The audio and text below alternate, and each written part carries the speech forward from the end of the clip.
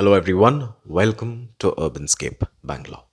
And in this episode, we will look at an exotic tropical plant, the Heliconia Rostrata or Rostrata, or famously called the hanging lobster claw, that stems from the fact that the blooms look like a lobster's claw.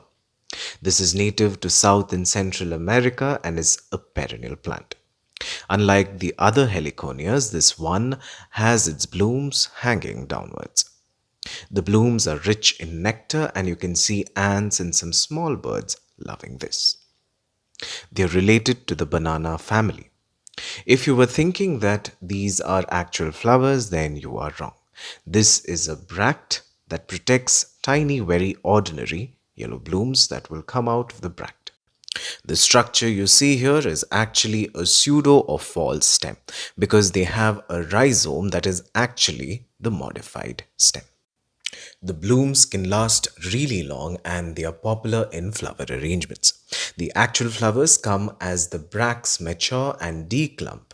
The blooming for me starts in August, or I can safely say during the summer months. Now, a small story about this plant is that I got this sometime around 2018 from a generous auntie who lived somewhere in Indranagar. But believe me, I got this to bloom only in 2022. I actually even resigned to my fate thinking that it would never bloom in a medium-sized pot like this, but it did. And that's the magic of plants and patience. Now, let us look at some important factors I believe work for this plant and help in its blooming. Sunlight. Though some heliconias do well under shade, this does well under full sun. If you have partial shade conditions, you can grow this there as well. But for me, full sun worked, and they love warm temperatures and they do not do well in frost zones. Watering. Since this is rhizomatous, you can get away with minimal watering. Do not overwater because that may lead to fungal problems. Fertilizer. To be honest, I have used kitchen scraps, coffee grounds, used tea leaves once in a while. But this plant has gone days and months without being fertilized, even with compost, and it's finally bloomed. So not a very fertilizer hungry plant, this one is. Potting mix. Now I will be repotting this plant that has its rhizomes breaking this plastic pot. So when this happens, it's definitely the right time to repot this. So use a well-draining mix for all rhizomatous plants. So I'm using a mix of 30% coco peat, 40% compost, 20% sand and 10% garden soil. Whatever the mix, it must be well draining, that is all. Add the plant in a bigger container than it was in earlier, and then ensure the soil covers the rhizomes well. Ensure that there is ample distance between the rim of the container and the topsoil for water to percolate.